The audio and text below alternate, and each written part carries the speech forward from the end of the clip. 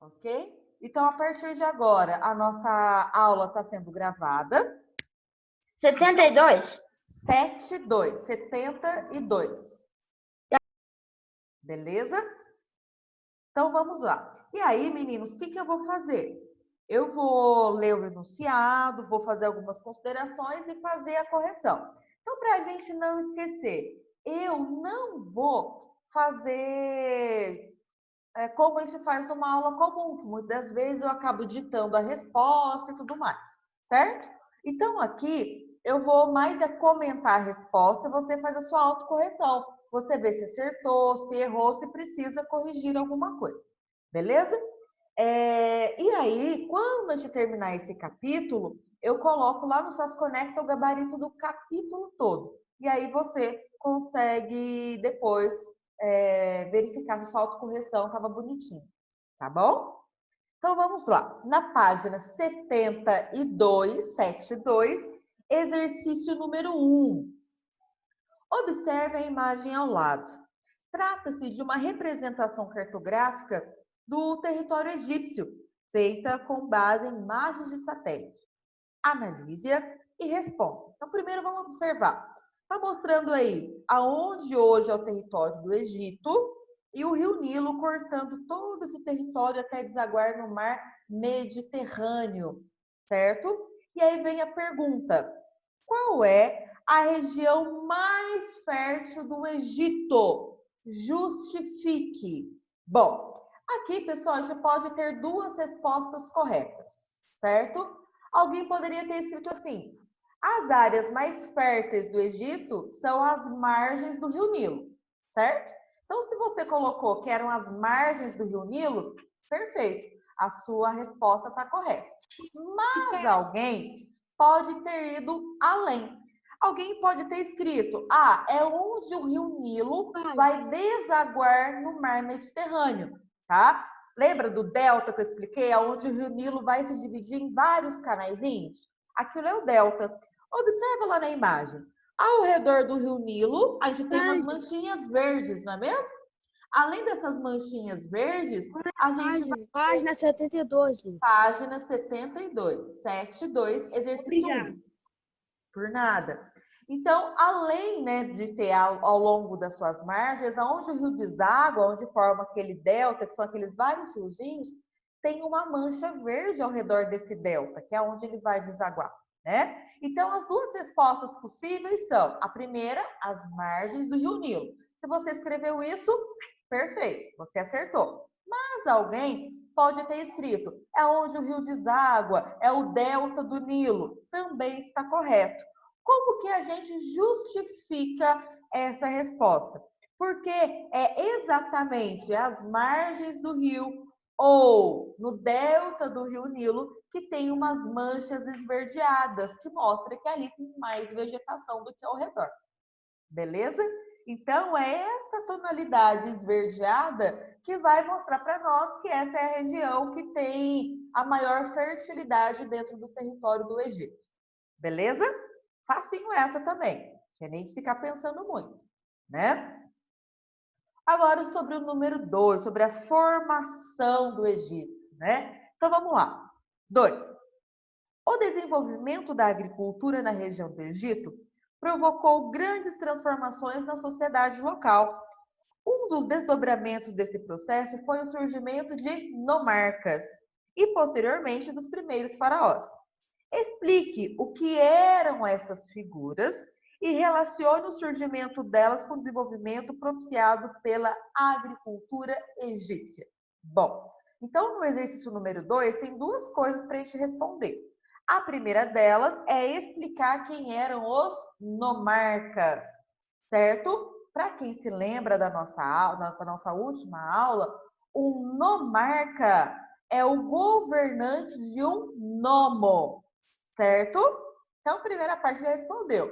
Um nomarca é um governante de um nomo, certo? Então, essa é a primeira parte do exercício 2. Olha a segunda parte. É para a gente relacionar o nomarca com o surgimento dele e o desenvolvimento da agricultura, né? Então, pessoal, esses nomarcas... Peraí, ô, Bia, repete, por favor, que eu não consegui pegar tudo. O que você acha que é um nomarca, Marcílio? Você lembra da aula de ontem?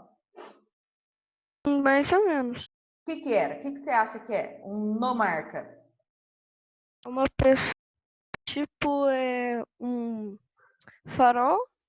Tipo um farol, ele era um governante. Nessa época a gente não tinha os faraós ainda, né? Então, o que a gente vai ver? Que um nomarca, ele era o governante de um nomo, certo? Então, Certo, essa é a obrigado. primeira parte do número 2. A segunda parte era para relacionar um nomarca com a agricultura. Bom, esses nomarcas, eles governavam nomos, que eram vilas que surgiram às margens do rio Nilo. Por que elas surgiram às margens do rio Nilo? Porque esses nomos utilizavam as águas do rio para praticar a agricultura, irrigando a plantação, não é mesmo? Então, qual que tem a ver o nomarca com a agricultura? Porque ele governava as vilas que ficavam às margens do rio Nilo, tá? Beleza? A segunda parte da resposta eu não consegui pegar. Não entendi, fala de novo. A segunda parte da resposta eu não consegui pegar. Ó, o que tem a ver um nomarca com a agricultura, certo? Tem a ver que esse nomarca governava os nomos que estavam às margens do rio Nilo, certo? E aí eles utilizavam a água para plantar, para irrigar a plantação. Entendeu agora? Entendi. Então, perfeito. Número 3, na página 73. As primeiras comunidades sedentárias que se estabeleceram nas margens do Rio Nilo ficaram conhecidas como nomos, que a gente acabou de falar. Elas começaram a surgir por volta do ano 5000 a.C. De que maneira a população conseguiu controlar as cheias do Nilo? Pessoal, o que lá no Egito se fazia para controlar as cheias? Eles utilizavam 3 tipos de coisa.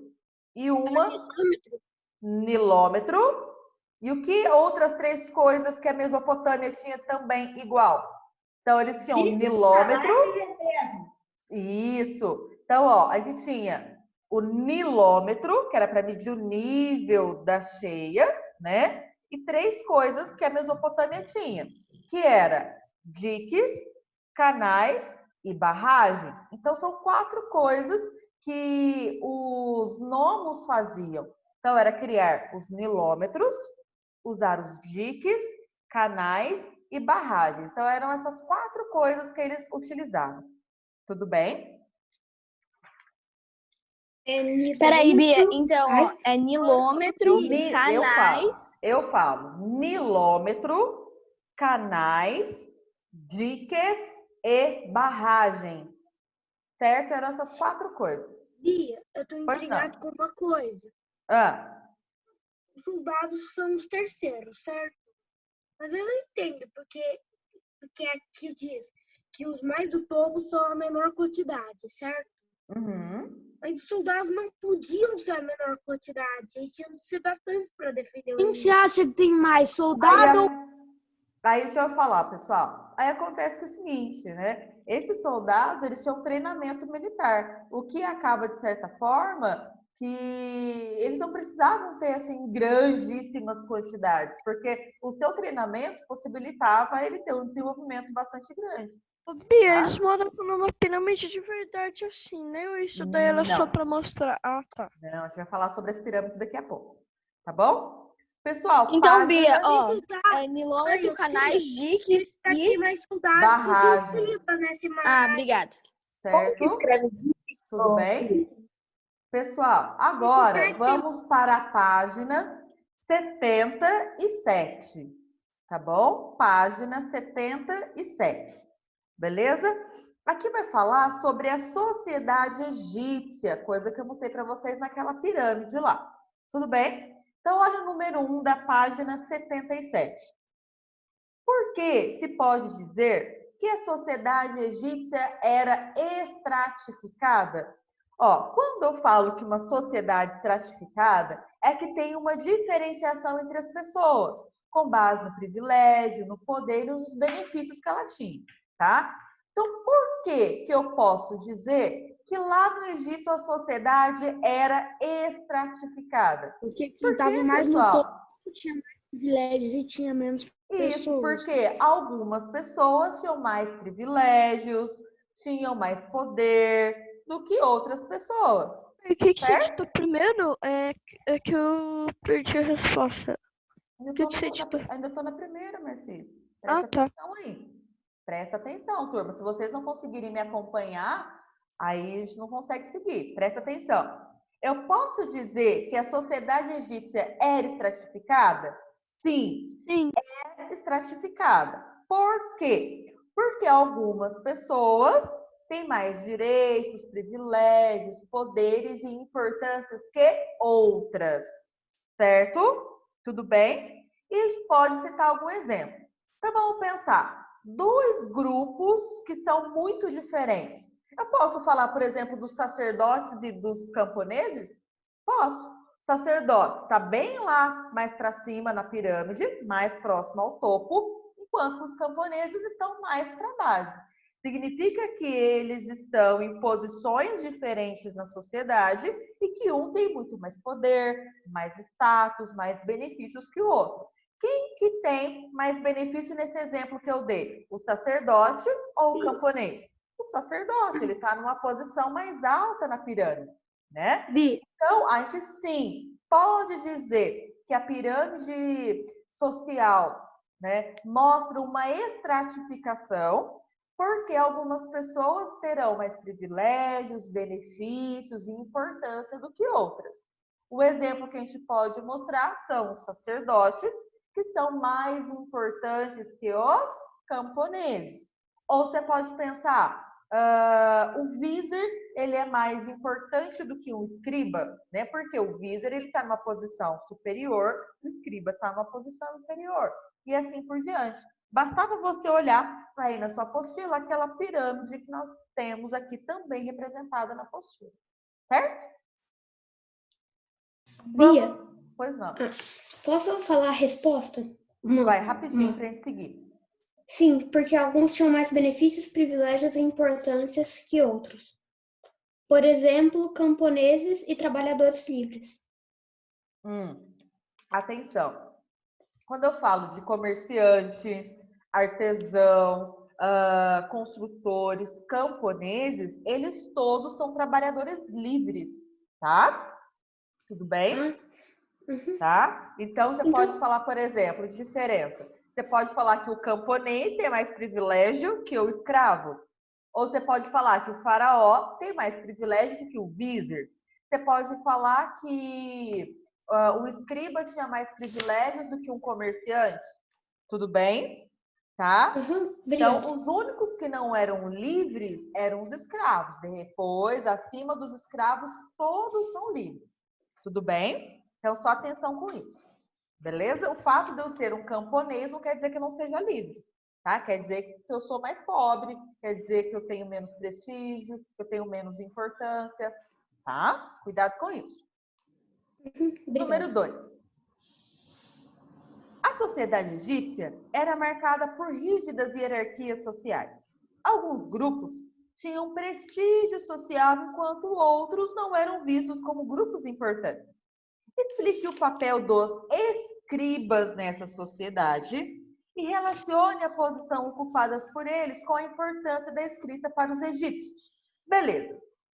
Olha só, então aqui a gente tem duas coisas para responder. Explicar qual era o papel dos escribas. Então, o que eles faziam, né? Eles, basicamente, os escribas, eram os responsáveis por registrar aquilo que era produzido, aquilo que seria arrecadado de imposto, aquilo que seria armazenado de alimentos, tá? Então, ele que ficava ocupado de todos os registros burocráticos do Egito. Tudo bem? Certo? Então, o escriba, ele deveria anotar, registrar o que deveria ser pago de imposto, quem pagou, quanto de alimento deveria ser produzido, o quanto já tem de estoque de alimentos, que obras deveriam ser feitas, quem está trabalhando nas obras. Então, tudo que precisa de registro, quem é que faz? O escriba, tá? Tudo bem? Ele era uma das poucas pessoas que sabiam ler e escrever. Então, o escriba, ele se ocupava de fazer os registros de várias coisas, como eu acabei de falar, de impostos, como, por exemplo, de alimentos, das obras e assim por diante. Tudo bem? Sim. Certo? E aí, qual que é a sua importância, né, da escrita para os egípcios? Que assim, o faraó conseguia melhor governar, tá? Tudo bem? Bem, Pois não. pensando logicamente, os escravos eram mais inteligentes que o rei. Sim. Ele só não era tão poderoso quanto o faraó, não é mesmo? Certo? Pessoal, número 3, ainda falando dessa importância de escrita, né? A escrita foi criada em diferentes lugares do mundo, entre eles o Egito. Como ocorreu o processo de invenção da escrita egípcia? Escreva resumidamente as fases pelas quais ela passou. Pessoal, a escrita no Egito, ela surgiu com a unificação do Alto e do Baixo Egito, certo? Então, a escrita no Egito surgiu com a unificação do Alto Egito com o Baixo Egito, certo? Quais que foram as fases do desenvolvimento da escrita? Primeiro, a gente viu que foi a escrita hieroglífica. Lembra disso? Que eu mostrei para vocês. Depois veio a escrita hierática. E aí, por último, o sistema demótico. Tudo bem? Moisés, para de compartilhar a tela. Como é que eu descompartilho? Oh. O que eu fiz? Certo? Eu que vou compartilhar agora com vocês.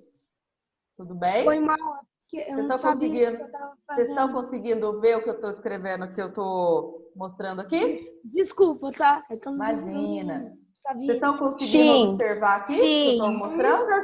Sim. Ótimo. Então, pronto. Muito bem. Pessoal, eu vou continuar aqui esse conteúdo de onde nós paramos, tá? Então, até a página 77 foi o conteúdo que eu passei para vocês. E agora, eu vou continuar com outra, dando seguimento, né, ao nosso conteúdo. A partir de agora, a gente vai falar da vida religiosa lá dos egípcios, tá? Do Egito Antigo. Bom, os egípcios, pessoal, eles eram considerados, né, politeístas. O que isso quer dizer? Os politeístas eram pessoas que acreditavam em vários deuses, tá? Aqui tem alguns exemplos de deuses que os egípcios acreditavam, tá? Então a gente pode dizer que isso daqui que eu mostrei para vocês é um panteão. O que é um panteão? É o conjunto de deuses que os egípcios acreditavam, tá? Cada cidade tinha o seu deus ou seus deuses que eles acreditavam, né? Então aqui eu coloquei algum. E aí esses deuses, geralmente eles eram representados com alguma forma humana ou com alguma forma, por exemplo, aqui, ó, uma forma humana, ou a sua figura facial era representada por um animal, tá? Então aqui a gente tem os nomes de alguns deuses e assim por diante, que poderiam ser tanto do sexo feminino quanto do sexo masculino. Lembra que a gente falou dos sacerdotes, que eram pessoas responsáveis por cuidar dos templos religiosos e tudo mais? Os sacerdotes, eles eram os únicos que podiam se aproximar das pinturas e das esculturas dos deuses egípcios. E aí a população como um todo construíam grandes templos para adorar aqueles deuses que eles acreditavam. e apenas os sacerdotes é que podiam chegar próximo à imagem desses deuses, né? Seja uma estátua, seja uma pintura. E dentro desses templos, onde tinha aí o panteão, que era o conjunto dos deuses que aquela população acreditava, né?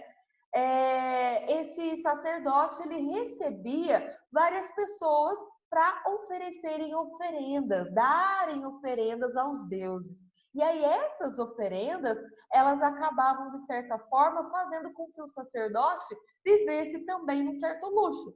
Se vocês se lembram daquela pirâmide, nós temos o faraó no topo, abaixo do faraó nós temos o vizier e o sacerdote, né? Que era uma pessoa super importante, que vivia no luxo graças às doações que a população fazia aos templos religiosos. Tudo bem? Já que eu vou falar sobre o faraó, tá bom? Que alguém me perguntou aí no bate-papo. Beleza?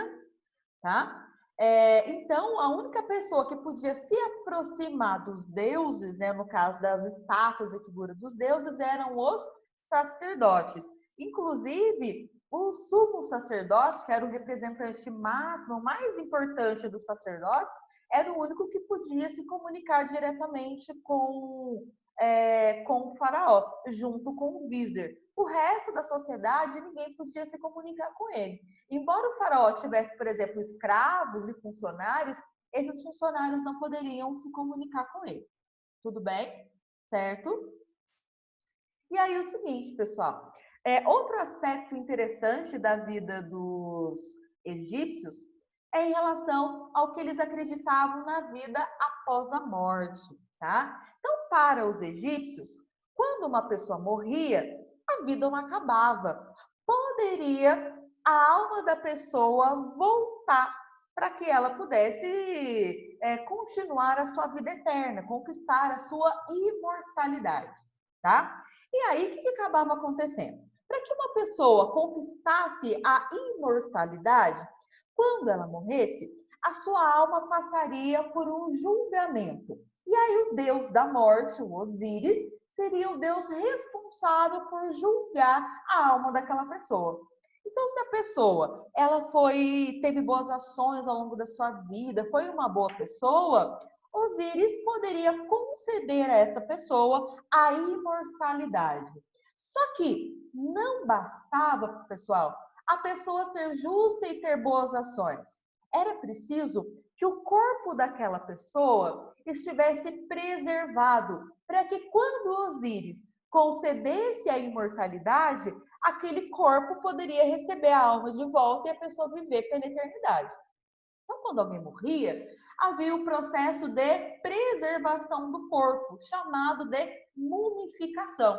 Então, os sacerdotes, eles pegavam o corpo dos mortos, colocavam sobre uma mesa e ali começava o processo de mumificação, aonde o corpo era aberto, as vísceras, que são os órgãos internos, eram retirados, o corpo era cheio, enchido de, por exemplo, pó de serragem, alguns banhos de chás eram feitos para preservar, né, o corpo da pessoa.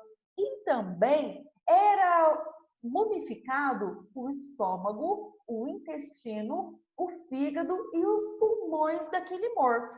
Por quê? Que além do corpo, essas vísceras eram mumificadas. Porque eles acreditavam, quando Osíris concedesse a imortalidade para aquela pessoa, estes seriam os órgãos necessários para que ela conseguisse viver eternamente, tá? Todo esse processo de mumificação do corpo, dos órgãos, levaria cerca de 70 dias.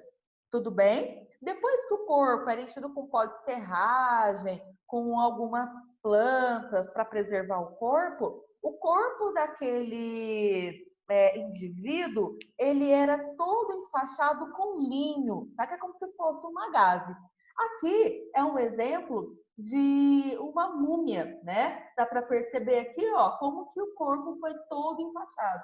E aí, essa técnica de mumificação, ela acabou dando, né, um aspecto de bastante preservação dos corpos. Tanto que hoje em dia, a gente consegue encontrar muitos corpos de múmias bastante preservados, ok?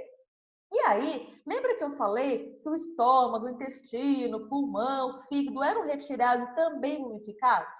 Então, ao lado do sarcófago, tá vendo esse desenho aqui, ó, onde eu estou passando o dedo? Né? Aqui era onde o corpo da múmia seria colocado, isso aqui chama-se sarcófago. Então, ao lado do sarcófago, tínhamos alguns vasos, aonde aqueles órgãos mumificados seriam depositados. Esses vasos aqui eram chamados de canopo, tá? E aí, então, lá na onde o sarcófago ficaria, também teria aquele canopo, que eram vasilhas que teriam o estômago, intestino, fígado e pulmões daquele indivíduo que estava sendo mumificado. Pessoal, a técnica da mumificação era uma técnica muito cara. Então, se você quisesse que um ente querido seu fosse mumificado, você teria que pagar para isso. Isso era caríssimo. Então, quem vocês acham que tinha condição de pagar por isso? Pouquíssimas pessoas. Geralmente, quem eram as pessoas mumificadas? O faraó com a sua família, o vizir, sacerdotes, apenas essas 3 classes sociais eram aqueles que tinham direito à mumificação. O resto da população não. E aí, pessoal, eles acreditavam também que o indivíduo, eles deveriam ser enterrados com uma porção de coisas que eles julgavam que seria importante para eles conquistarem a eternidade, certo? Então, quando o indivíduo seria colocado dentro do sarcófago, essa pessoa seria colocada no sarcófago ao lado de muitas joias, vasilhas, até charretes, até um grande banquete era preparado, móveis, e alguns faraós chegaram a ser colocados em sarcófagos e alguns criados aprisionados junto, né, nas urnas onde esses corpos seriam enterrados. Para quê? Porque eles acreditavam que quando essa alma voltasse para a vida eterna, essa pessoa poderia estar com fome, então por isso ela precisaria de comida. Ela poderia estar cansada, poderia querer se repousar numa cama, num sofá, por exemplo. Ela precisaria de criados para mostrar aonde é que é a saída, aonde é que ela vai, como é que ela vai se alimentar, né? Então, são umas coisas que a gente acha, né, que são muito diferentes do nosso dia a dia hoje. E aqui, coloquei alguns exemplos de sarcófagos para vocês, né? Então, aqui um exemplo de um sarcófago de um faraó e aqui de sua esposa, tá? Lembra que eu falei que alguns eram enterrados com joias? Olha a quantidade de joias que estavam encravadas, né? Que foi mumificado junto com a pessoa, tá? Aqui a descoberta de um sarcófago, olha o trabalho, né, desses arqueólogos. E aí, pessoal, dentro do Egito Antigo, os gatos eram considerados seres sagrados também. E aí, tanto é que tinha a deusa Bastet, que ela era considerada um corpo humano com uma cabeça de gato, sempre representado em algumas pinturas dessa forma ou em esculturas dessa forma aqui. Então, dentro do Egito Antigo, os gatos eram considerados sagrados, principalmente pelas mulheres, porque o gato, junto com essa deusa Bastet, seriam os protetores das mulheres, principalmente as mulheres grávidas. E aí, então, muitas das esposas de faraós adotavam muitos gatos como bichos de estimação. E aí, quando esse gato morria, ele também era mumificado. Então, aqui temos 2 exemplos de mumificação de gatos encontrados extremamente preservados, tá? E aí, pessoal, olha aqui que eu coloquei. Quando a gente pensa aonde é que esses corpos dos egípcios mumificados eram enterrados, a gente sempre pensa nas pirâmides, né? Só que, na verdade, haviam vários tipos de sarcófagos. Os 3 de locais para serem enterradas as pessoas. Os 3 mais comuns eram esses daqui: a mastaba, a pirâmide e o hipogeu. A mastaba era uma construção de tijolos ou de pedras que ficavam na parte superior, aonde tinha um túnel que lá no subsolo era colocado o sarcófago, né, que era o corpo daquele indivíduo mumificado. A pirâmide seguia mais ou menos a mesma lógica, tá? Então, eu tinha uma construção de pedras ou tijolos, e aqui embaixo era onde eu colocava o corpo daquele indivíduo, tá? Já o hipogeu era um grande bloco de pedra, geralmente uma área rochosa, em que eu ia escavando buracos aqui nessa rocha. Coloquei algumas fotos para a gente tomar um exemplo. Então, por fora, olha como a gente enxerga uma mastaba, né? Só que os corpos ficavam enterrados no subsolo, como mostra essa primeira imagem, certo? Aqui, a gente tem os hipogeus, tá vendo essa grande rocha aqui? Então, vários buracos eram escavados aqui. E dentro desses buracos, as famílias iam colocando os corpos dos seus mortos, tá? Aqui, pessoal, todos os indivíduos considerados livres eram enterrados, tá? Eram colocados nos seus corpos. Nem todos passavam por mumificação, tudo bem? E o mais famoso que a gente tem são as pirâmides, né? As pirâmides, elas sim, eram consideradas símbolos de poder dentro do Egito, e a gente observava que elas nada mais eram do que locais que serviam de abrigo para o corpo desses mortos, tá? E alguém ontem me perguntou sobre a esfinge. Aqui uma foto da esfinge sem nariz. Por quê? As rochas que a esfinge foi construída são rochas calcárias, que são muito facilmente erodidas. Então, ao longo dos milhares de anos, esse nariz dela acabou sendo erodido, né? Só que a esfinge, ela não tem só aqui ao redor das 3 pirâmides de Gizé, né? As esfinges eram símbolos de proteção. Então, geralmente, ao redor dos templos, próximo ao palácio do rei, do faraó, sempre tinha algumas esfinges, que era um corpo de leão, né?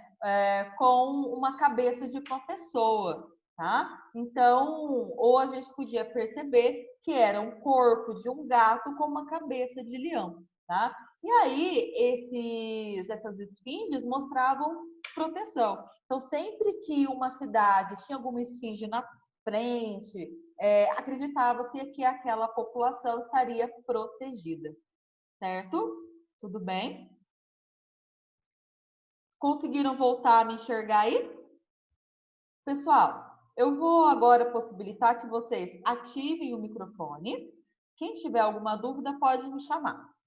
Pronto. Eu Então mandei fala, lá por favor. Eu mandei lá no chat para você. No chat. Bia, qual a diferença da mumificação do faraó e dos camponeses?